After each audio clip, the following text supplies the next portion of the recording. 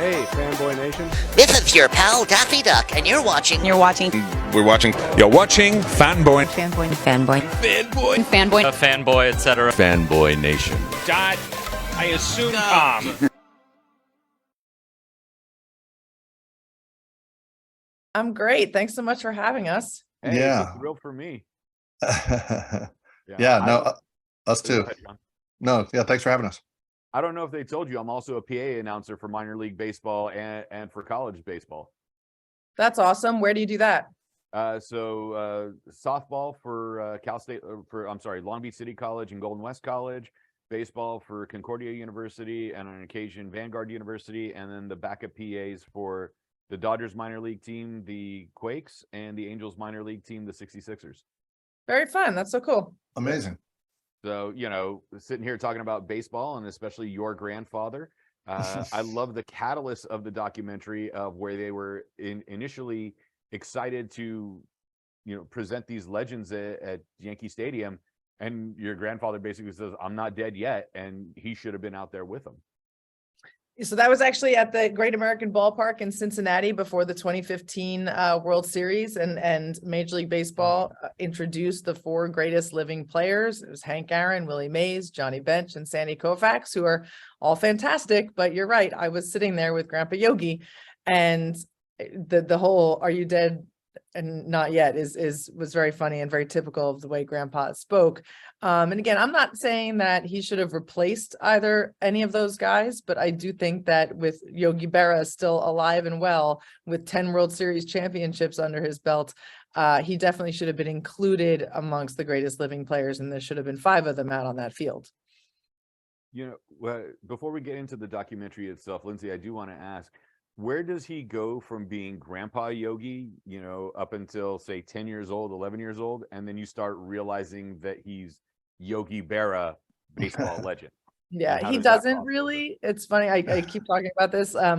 In my head, Grandpa Yogi is the guy that I grew up with, who I made meatballs with and decorated the Christmas tree, and, took me to hockey games and burned all the hot dogs at the family barbecues, and, put half and half in his cereal because someone once told him it was half the calories of milk, and that was why it was called that, which is really not true. But that's Grandpa Yogi. And then Yogi Berra is the guy with the 18 All-Star appearances and the 10 World Series rings and all the baseball records that will never be broken. Even though I am certainly old enough to understand that they are one and the same person, they're a little bit compartmentalized in my memory. Probably has something to do with the fact that I never actually saw him play, since I was born well after his playing career ended. But in my head, he's always Grandpa Yogi. And I remember arguing with Sean while we were making the film, and he was like, "We have to say Yogi sometimes. We can't always say Grandpa." And I'm like, "But I didn't call him that." Yeah, it was very hard to get Lindsay to call him Yogi, but we, there were definitely some of the voiceover stretches. I'm like, this has to be Yogi here. Yeah. But funny. Your dad and your uncles were able to call him that. They Like didn't on really. occasion, I mean, in the documentary. Oh yeah. In the so like we were all able to eventually take a little step back and say, Yogi Berra did this, Yogi Berra did that. Sure, but they definitely didn't call him Yogi to his face. Well, my favorite thing is Carm called him Yogi. Even Carm called him Yogi because his oldest son was Larry, and they didn't want to mix up the two Larrys. Lindsay's dad. So you had a whole George Foreman thing going in your family. We have a lot of Larrys. Grandpa is Lorenzo Pietro, and my father is Lawrence Allen, and my brother is Lawrence Dominic. Lots of Larrys. Easy to remember. Mm-hmm. Sean, when you were presented with the idea of the documentary, or did you come to Lindsay with the idea of the documentary? Like, how did that all come about? Yeah, we approached the Berra family. It actually, Peter Soboleff had been, in his words, dragged to the theater to see the documentary of Mr. Rogers by his wife, and on a Sunday, and the very next day, on Monday, was the Yogi Berra charity golf event that he went to every year. And he approached Dale Berra and the sons and said, "Hey, how come there hasn't been a Mr. Rogers like documentary about your father?" And they said they didn't know. And then they approached me. And I'll be honest, when I was first, approached, I love Peter Soboleff, and I've worked with him in the past, and I said, well, give me a beat, give me a minute. I mean, Yogi seems too perfect. Like, where's the story? What's the narrative? What's the conflict? And so I needed a few days to kind of dig through some biographies and kind of do some research. And then I discovered in my quick, hit research there that this is somebody who's just criminally overlooked his whole life, from childhood all the way, to his to the end of his life. And so I jumped on board and got in touch with Lindsay, through the Sons, and we started shooting right away. The very first thing we shot was Dale Berra's book launch that ends up in the film. When he did his book release, that was a really great moment at the museum there. And yeah, and then we just got off and running, and Lindsay booked us a great interview right off the bat with Vin Scully, which was incredible. And we were off and running. Yeah, there's a moment early on in the documentary, so I don't want to give too much away past like the first 15-20 minute mark, where Lindsay's reading one of her grandfather's love letters to her grandmother. And at the end of the love letter, he writes, "I went 3 for 4." And I'm just listening to this. I was like, this would be somebody I would actually want to hang out with. There's like no ego trip there. No, the love letters are amazing. We have them on the wall at the Yogi Berra Museum and Learning Center if anyone wants to come and actually read them in their entirety. They're really hysterical and sweet and sappy, and I love you, I love you, I love you, I will never last another moment without you, I cannot wait to see you again, I won't make it until I see you again. He's very dramatic, but then he definitely always puts in a concrete fact. I ran into Joe Graggiola the other day, it was good to see him, it's very funny. And for the younger men out there, learn from Yogi's letters on how to write to women instead of just texting. So what are you wearing? There you go. Didn't once ask Grammy what she was wearing in the letters, not once. See, that's class. Don't ask what they're wearing. Don't ask all sorts of other things. Don't say, send me a picture. Where are you? I don't believe you. That sort of thing. Yeah. No, I think Yogi can teach a lot of people a lot of things in this film. Yeah.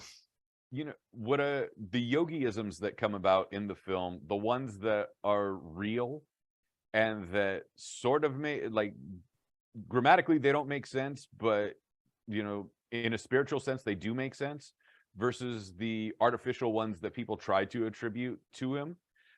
How were you able to distinguish the two? And is there ever a point where he looked at or he heard one of them and goes, that kind of sounds like me, so sure, why not? No, he definitely didn't claim ones that weren't his. Definitely not. Grandpa published a book of Yogiisms with the former director of the Yogi Berra Museum and Learning Center a while ago, and that's like kind of the Bible that I go by. If it's not in there, he didn't say it. But my dad and my uncles are pretty well versed in what's real and what isn't. And it's actually funny. A girlfriend of mine just sent me a photograph that a teacher friend sent her of a Yogiism that's on the gym in her school, and it's this: love is the most important thing in the world, but baseball is pretty good too. 100% not a Yogiism. That is the one that I see. It's on the wall in Nationals Park as well in DC, and that's the one that I see most often attributed to Grandpa. That is 100% in the "I didn't say everything I said" category. Because that makes it fun. Like, I had interviewed former UFC fighter Tank Abbott. Excuse me. And there was a rumor that he used to wear pink Converse so guys would pick fights with him just so he could beat him up.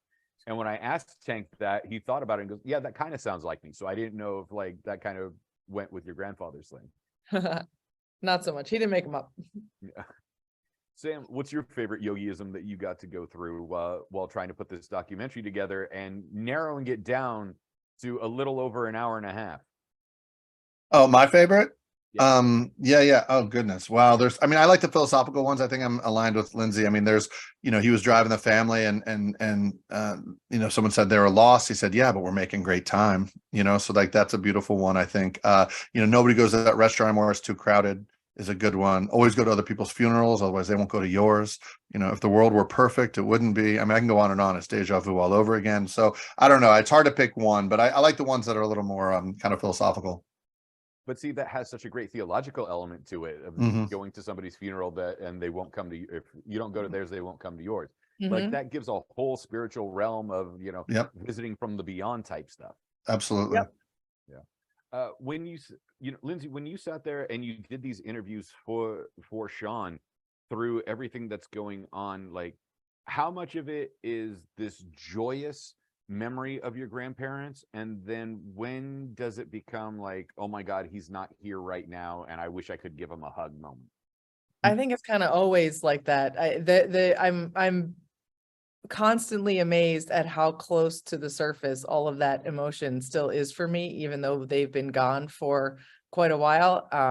I very recently had an experience where I was driving, and whatever thought occurred to me, I felt the need to share with my Grammy Carmen, and I picked up my phone and dialed her number. This was just a few weeks ago. She's been gone for almost 10 years, and I called the woman. That's insane. That's insane. Okay. No, It's it's literally not. I've done that insane. with my dad, so it's okay. So